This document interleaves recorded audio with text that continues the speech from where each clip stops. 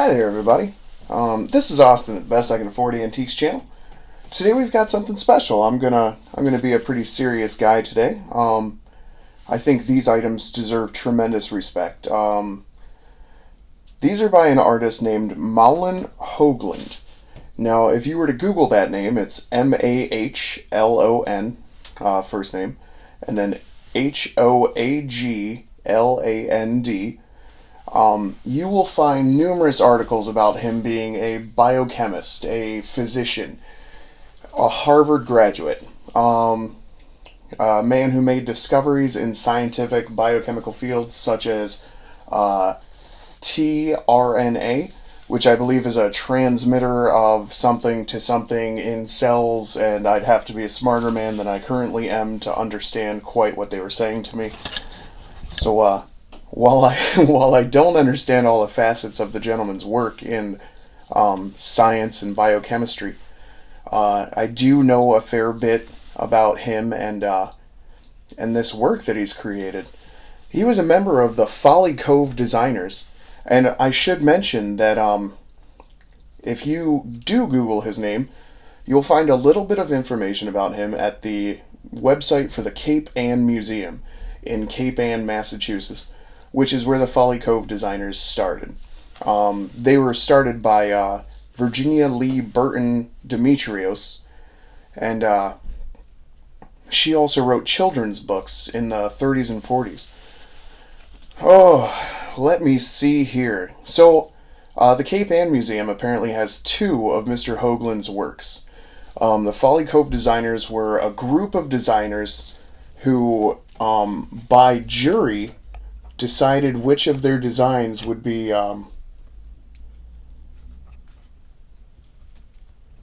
available to the public on various textiles and stuff like that. So the Cape Ann Museum has two of Mr. Hoagland's works, as far as I understand it. And there are certainly only two of Mr. Hoagland's works on all of the internet. So today I'm going to show you 12 that have never been seen before. 12 pieces of art by a renowned scientist, doctor, just all sorts of stuff. A real Renaissance man, you know? I mean, he went to Harvard Medical School to become a doctor, and then he got tuberculosis and couldn't really be a surgeon, which is his chosen field. And yeah, the rest is history. He ended up becoming a research scientist and just discovering all sorts of things about biochemistry. And yeah, I know that he's made at least two discoveries in relation to that field, although I couldn't tell you a whole lot about any of that. So, let's shed some light on Mr. Hoagland for the first time in about 70 years. These ones are dated 1949 and 1953, and we're just gonna examine these.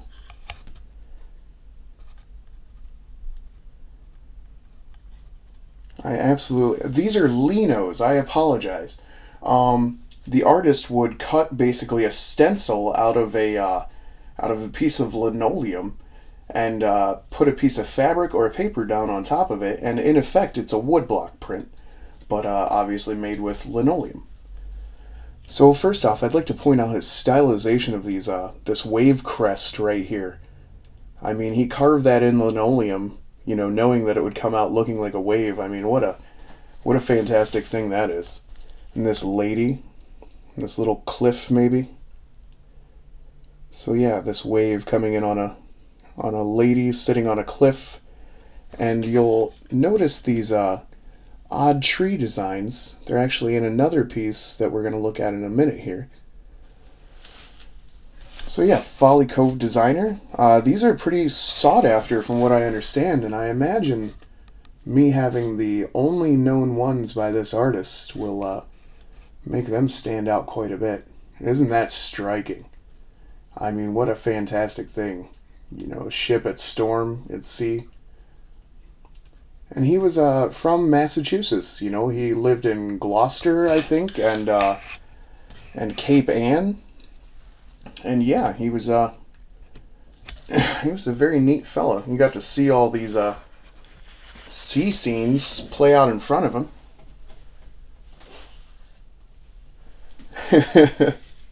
This one is particularly interesting.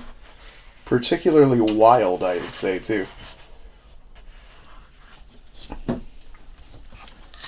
Let's make sure we're getting as much out of these as we possibly can. Note the leaves on the tree again. Kind of just a starburst sort of thing.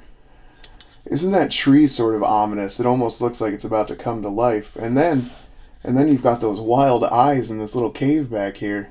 I mean, what an interesting, odd piece. And by a man who I'm sure was seen as pretty placid. I mean, most of his life, I would think. You know, they write a lot about him being a scientist and stuff. They don't really say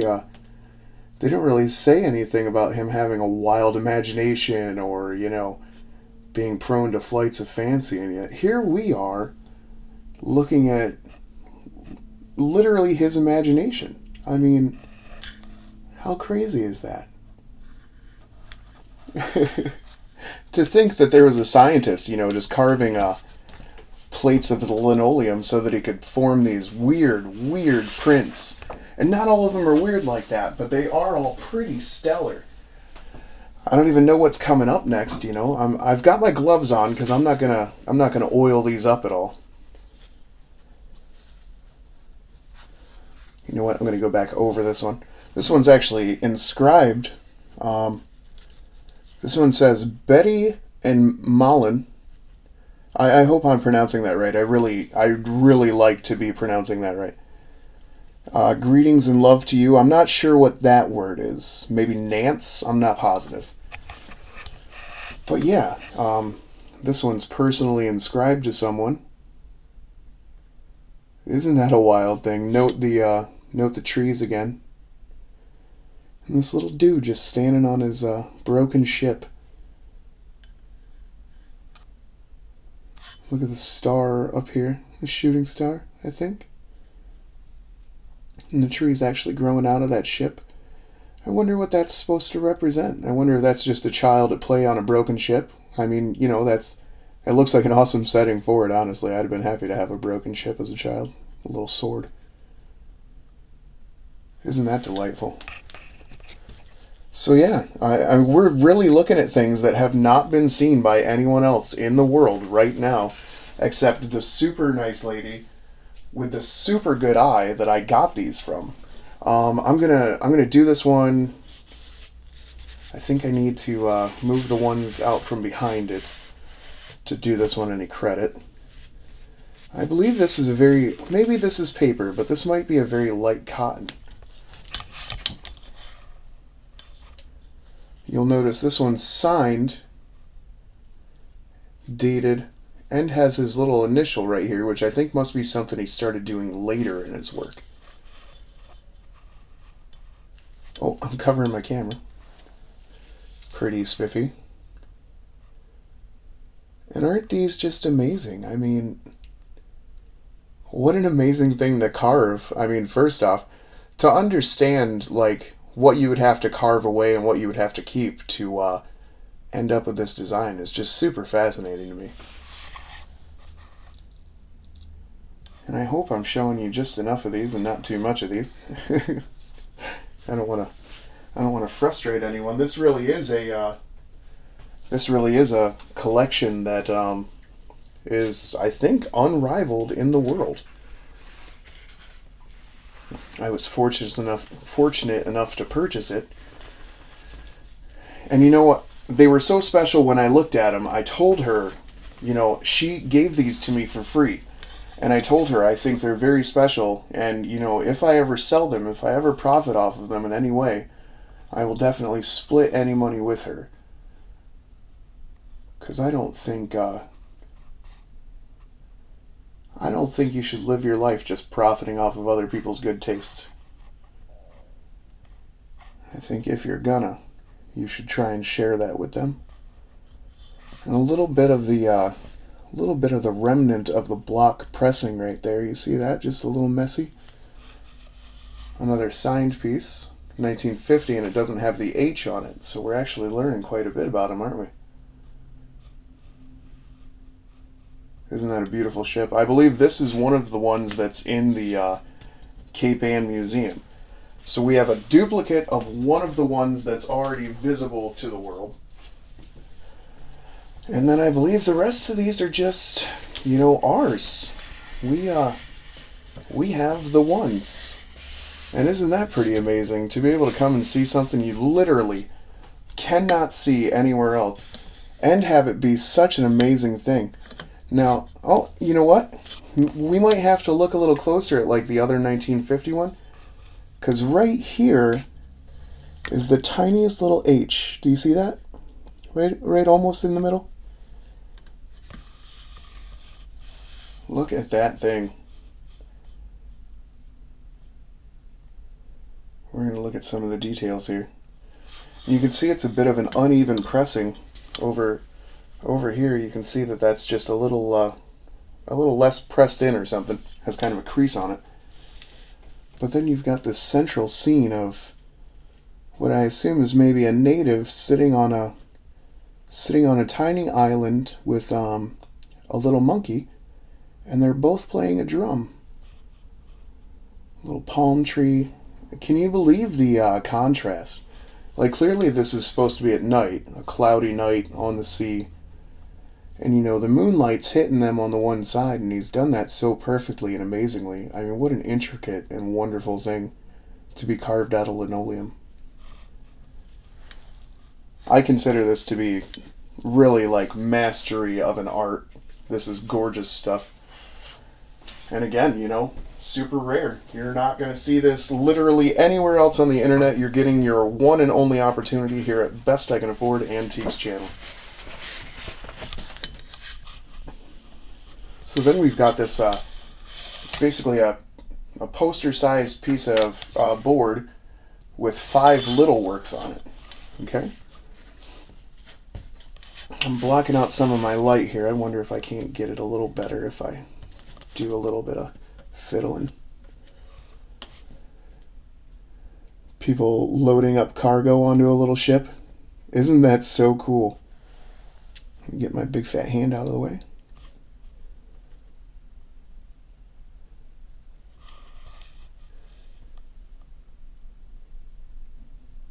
A buoy out at sea at night with a ship coming pretty close to it.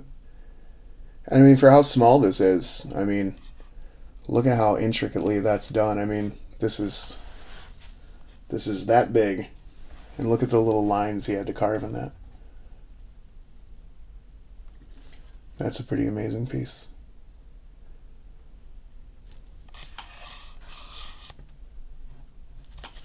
Let's come in on this just a little bit. Hold on one second, please. I'm obviously trying to be a little careful here, so please excuse any gingerness that I display. Aren't these awesome? What cool things. So yeah, this is actually my introduction to linos, and I had never met any before. I'm not sure what that is. I think it's the inside, or I think it's a ship's compass. So he clearly had a love for nautical things. Gloucester being what it is, a very famous fishing town and stuff like that, I think. There's a lighthouse and a church steeple, a little schooner out on the water. And you see his little H's on some of these, so I guess we were wrong already, because that one's 1948. This one's 1948. Do we see a little H anywhere? So yeah, you definitely mark these just sort of wimbly-bimbly. There's an H on a 1948 there. 1948. Do we see an H? Yep, way over here in the corner. No H on this one, I don't see. And back to the H. Okay. All right. I think there's only one piece left, and it's pretty wild. Okay. Let's make sure nobody's hiding.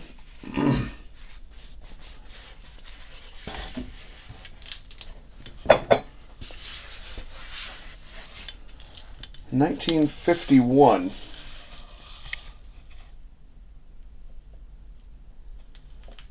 So what they would do is cut one lino and then repeat the pattern around a piece of paper. So if we look closer at this one, I'll just bring us in on one of these.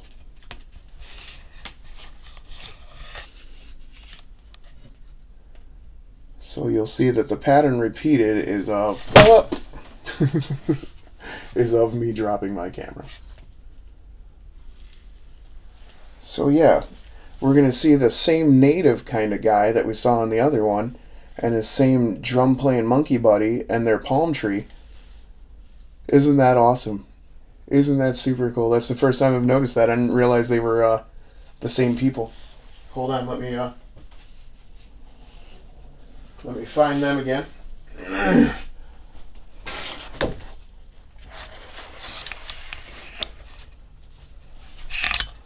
Isn't that cool? What a wild thing. I am just honored to have found these things with someone else's help, obviously. Their very good taste led me to my good discovery. So, full credit on that. The woman I bought these from has an amazing eye. Honored to have met her. I'm very happy she sold or gave me all the things that she did. And again, usually I wouldn't sell a gift, but she wasn't really saying, these are dear to my heart and I trust you with them. But she was interested to know more and thought that they should be a little more famous than they were. So here we are. I mean, hopefully somebody watches this and sees a dozen works by a almost unknown artist. I mean, a relatively famous person, and, almost no one mentions that he was this incredible artist. And maybe, just maybe, it's because nobody knew what an incredible and sort of prolific artist he was until I've revealed these on my YouTube. Which is kind of a, I don't know what to say besides that. I'm absolutely honored to be able to show these things to people and, pretend it was my good taste that got them here. When really, I'm just counting on a ton of other people to find these things and save them until I can get there. And I will absolutely save the same things until future generations can get here.